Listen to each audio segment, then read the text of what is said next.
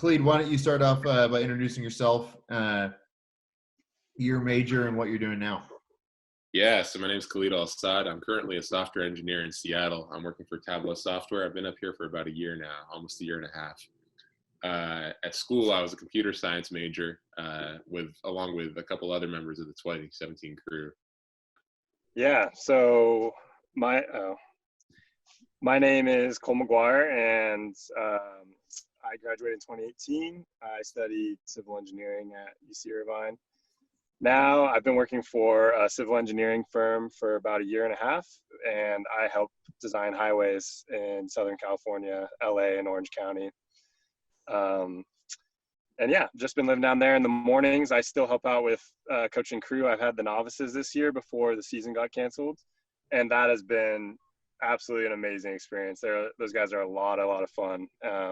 So sort of kept a foot dipped in rowing this whole time, and I'm really glad for it because it's just something I never want to not be a part of my life.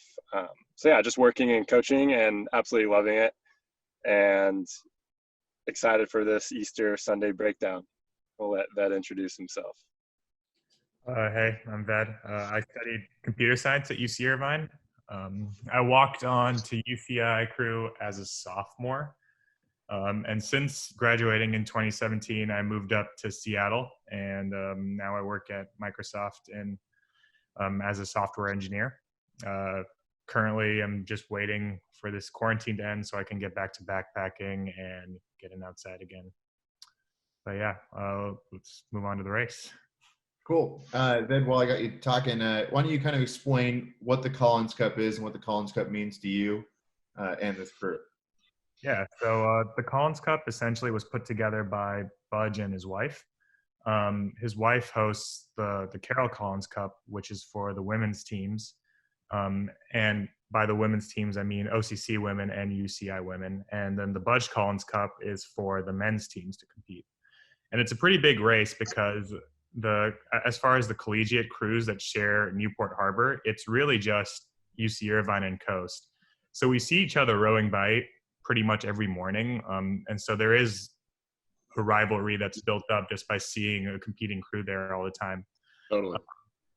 So this has been, I guess Budge Collins has been supporting rowing in this area for 25 years because he's been friends with Duval.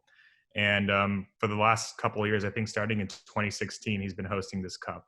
So it's a really big one for us because we're racing our rivals in just a duel. And every year we kind of come out to beat them because we see them every morning. And it's a big race for us. Awesome. Can I add on that real quick? Sure. Yeah, I feel like we see Orange Coast throughout the season, but this race is important to us because that rivalry, it really comes to a head here where it's just one-on-one, who's the better crew at this point in time. And it's something that we all as a crew get fired up for every single year. And I think that it sort of is a stepping point or like a launching pad for the rest of the season for all of our championship racing, because we can really gauge where we're at up against Coast, who we know is really stiff competition. And it means a lot to all of us. We've all raced it several times now. We know what it means to the crew.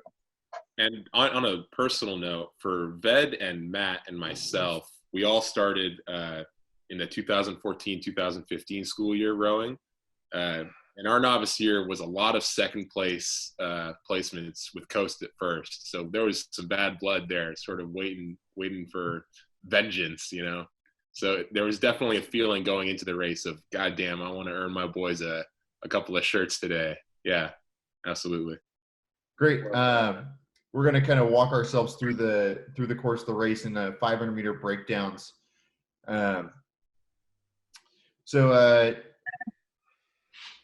I'll kind of explain the first 500 meters. I was on the coaching launch with Coach Cam Brown, the head coach of Orange Coast, and we were following along the race while Jim Jorgensen, Coast and UCLA alum, started the race. The crews were off, and Cam and I were in almost dead silence as there's that tension built up, again, kind of commenting on your rivalry. Us as coaches, this is a big race for us. It's two really competitive crews going head to head. And I think the Collins Cup has switched around a couple times now. So it's an any way goes race. Yeah. And right off the start, Orange Coast took about four to five seats within the first 500. I knew the dynamic of this crew was a middle 1,000 boat. It was a really strong base rhythm. You have a lot of guys that are really strong, consistent. Again, with their scores, their poise, their character and maturity. So I felt pretty comfortable giving away 4 seats in the first couple hundred meters, and I wanted to see how they would respond in our first move going around the 450, 500 meter mark.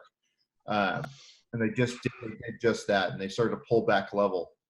And I think, again, a lot of credit to you guys in that belief there, that you believe in the training plan, you believe in the system there, and you were able to pull back level. From there, Ved, what were your thoughts at about 500 meters in to 1,000? I guess one of the things we really focused on that year was our 10s, and then after our 10s, shifting back into a strong base rhythm. Mm-hmm. And I guess one piece that you can see really obviously is at the 750, which is, I think, right around the Dunes Hotel. There's an elevator shaft or a window, and you can really see us take those 10s. And in that 10, I think we take 1 or 2 seats, and then we maintain that boat speed going into the end of that 750 and then coming into the 1,000. And it's really where I think we opened it up there. We went from being about level to having a couple seats of an advantage. And I really liked those 10s my senior year, because everybody in the boat bought into those. So we could really feel the boat like picking up. We could feel ourselves getting faster, moving ahead of coast. And that really sort of set us up to open up the race from there. So yeah, those big impactful moves, it was like you didn't feel like it was just you going. You felt like the whole crew was really bought in to those moves, to making the boat really surge, making the boat run in those moments. Oh yeah, and that was part of why it was so fun, because everybody was going at it together, and so the boat was moving, and we knew that in that moment we were going to take some seats. So Cole, you're stroking this boat, and you're just now crossing 1,000 meter mark, and you've got a good lead at this point. What's your thought process? You're coming up on the Coast Boathouse. What was the feeling in the boat?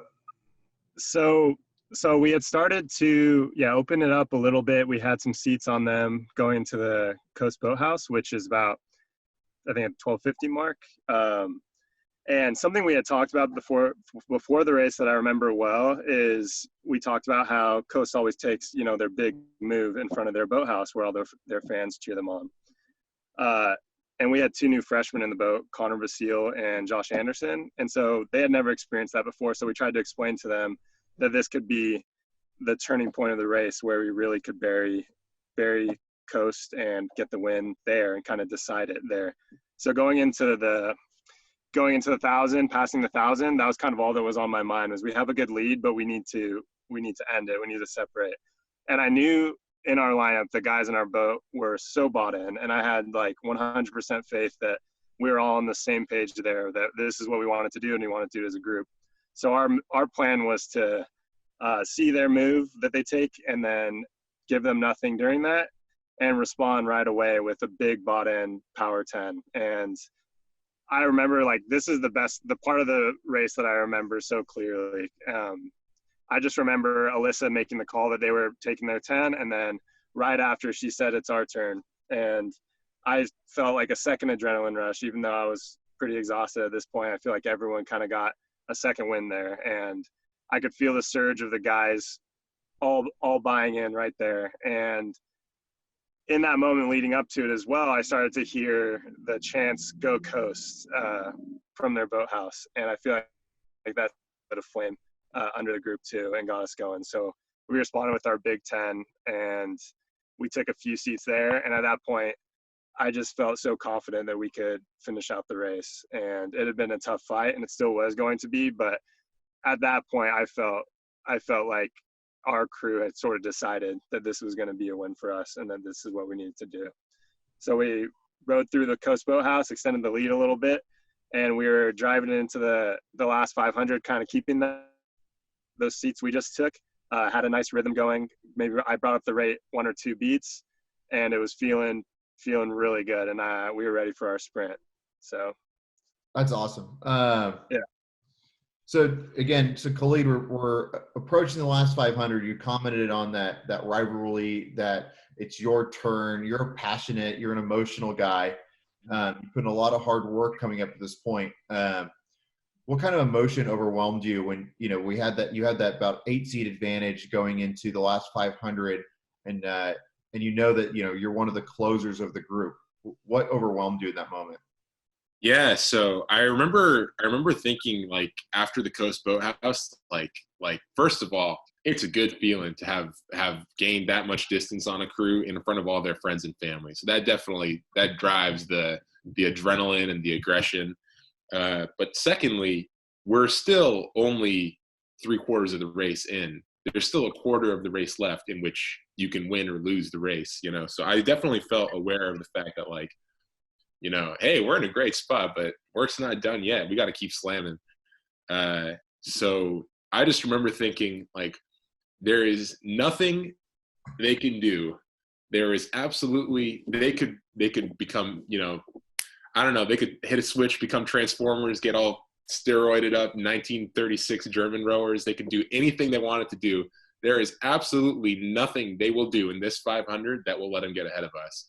And as you know, the end of the race is coming. You put more and more meat on each stroke. You start to really sort of lose your cognition because you're focusing on, like, the physical aspect. But it's almost over. So yeah, we know the harbor pretty well. We know the landmarks pretty well, and we knew it was just time to shut it out. And we just kept the pressure on, kept the power on.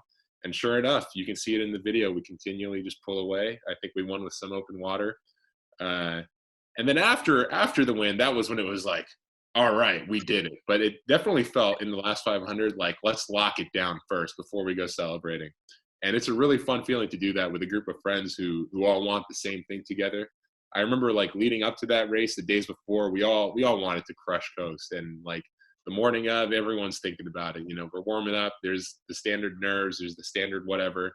And so to be on the other side of it, having done all the work and secured the win, it's a great feeling. Absolutely. Yeah.